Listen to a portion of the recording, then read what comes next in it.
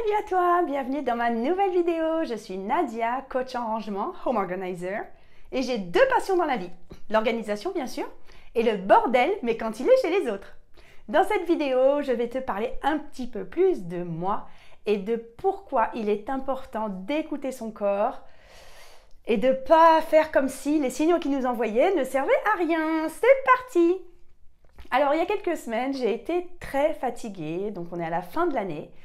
Et pour la première fois de ma vie, j'ai accepté d'être fatiguée. C'est-à-dire que j'ai dit à tout le monde, donc il y a une semaine où j'ai pas pu tourner de vidéo YouTube, c'est la première fois que ça m'arrive. J'ai annulé, déplacé des rendez-vous professionnels jusqu'au mois de janvier. Et j'ai surtout, ce qui est important pour moi à dire, c'est que la personne la plus difficile à convaincre pour me dire qu'il fallait que je lève le pied, c'était moi-même. Parce que je suis d'un tempérament, je dirais perfectionniste, aller au bout des choses. Je ne suis pas d'accord quand je suis fatiguée, je ne suis pas d'accord, c'est pas vrai. Je dors un coup, je me remets à fond le lendemain, etc. Et cette année, je me suis dit que j'avais peut-être acquis un petit peu plus de sagesse que ce que j'avais les années d'avant. Et donc que j'allais écouter mon corps. J'ai enchaîné mal au dos, angine, donc j'ai eu une extinction de voix justement qui m'a empêché de faire les vidéos. J'ai pas arrêté d'avoir encore mal au dos. Puis j'ai beaucoup stressé parce que ma petite fille a eu une opération de l'oreille qui était prévue depuis longtemps, mais ça m'a beaucoup fait stresser. Ensuite, j'ai passé 2 jours au lit parce que j'étais pas bien. J'ai fait ma 3e injection de notre super vaccin, sans commentaire. J'ai été encore plus de 24 heures au lit avec de la fièvre, des courbatures, etc.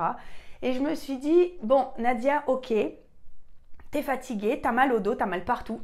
Eh ben, c'est ok, il faut accepter. Et ça, c'est très, très difficile pour moi. Donc, comme je te le dis, j'ai accepté en disant à tout le monde, en disant à mes proches, en le disant à mes clientes, en expliquant que je suis fatiguée, c'est tout. Et en fait, j'ai eu des retours, mais extraordinaires. C'est-à-dire que j'ai eu plein de mails. En fait, j'ai dû annuler une conférence que je fais habituellement en direct, en ligne, où j'avais plus de 600 inscrites. Donc, imaginez, j'ai pas réussi à tout bien faire. Donc, il y a des mails qui sont partis qui n'étaient pas les bons, etc.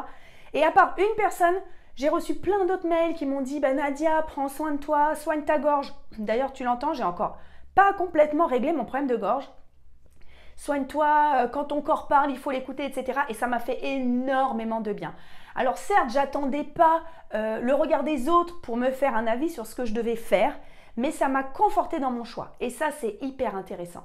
Et du coup, je me suis un petit peu plus penchée sur la fatigue et les signaux du corps.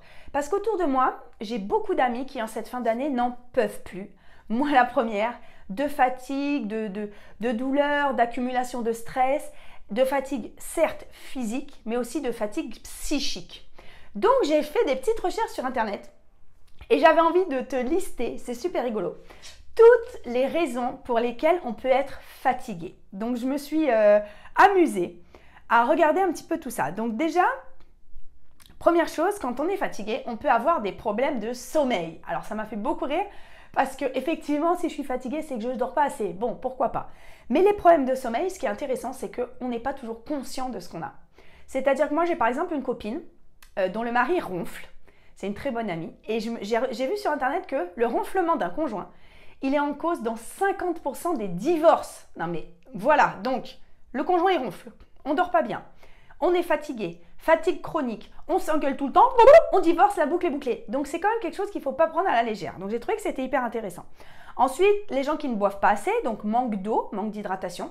Moi, ça ne peut pas être mon cas parce que je bois au moins 3 litres par jour, avec au moins 2 litres de tisane. Donc ça peut pas être... J'ai pas non plus de problème de sommeil.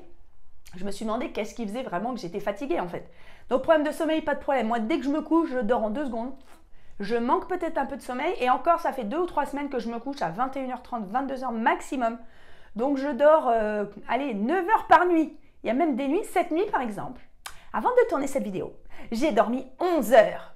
Ça va peut-être en faire rêver plus d'une, mais dès que j'ai réussi à endormir mes enfants, 20h30, 21h, paf, je me lis tout de suite. Alors ensuite, j'ai trouvé que les principaux signes de fatigue pouvaient être dus aussi à un manque d'exercice. Alors là, c'est clair, moi j'ai super mal au dos. Quand j'ai mal au dos, je ne fais pas d'exercice. Quand je ne fais pas d'exercice, j'ai encore plus mal au dos. Quand je suis fatiguée, c'est pareil. Donc en fait, c'est un cercle vicieux. Je passe la plupart de la journée le cul sur ma chaise ou le cul dans ma voiture. Donc c'est pas terrible. Alors ensuite, il y a quelque chose d'intéressant qui est beaucoup dans la fatigue psychique, c'est le bazar ambiant. Ça vient pas de moi, j'ai trouvé ça dans plusieurs études sur Internet. En fait, quand ton environnement est encombré, et ça je suis totalement d'accord avec ça, ben en fait tu as de la fatigue psychique parce que tes yeux ils sont tout le temps en action sur qu'est-ce que je dois ranger, qu'est-ce qui est en bazar, qu'est-ce qui n'est pas au bon endroit, comment je vais faire, j'étouffe. Donc, ça doit t'inciter, si tu as ça, à ranger ton intérieur. Il faut savoir que ton intérieur, ta maison, c'est pareil que ton intérieur, d'accord? L'état de ton intérieur ambiant, ça va refléter l'état de ton intérieur dans ta tête, dans ton psychique, dans ton moral. Donc c'est hyper important, ça c'est quelque chose sur lequel on peut lutter. Alors ensuite, j'ai trouvé qu'il y a des causes, une cause qui est très intéressante et moi je me l'applique vraiment, c'est le perfectionnisme. En fait, quand on est perfectionniste, ben, on ne s'arrête jamais. Donc en fait, on n'est jamais satisfait et c'est une fatigue parce que ça tourne tout le temps en boucle.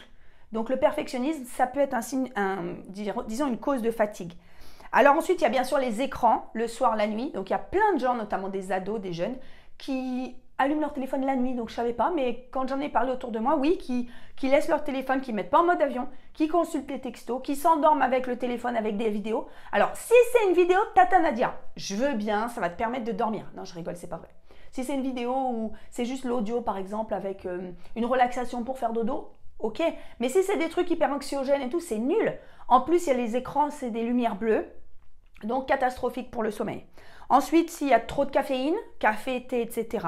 Si on boit de l'alcool, il paraît qu'il ne faut pas boire de l'alcool le soir. Moi, je pense qu'il ne faut pas en boire jamais, mais... Alors, on t'en boit au petit-déj peut-être. C'est peut-être meilleur pour la santé, je ne sais pas.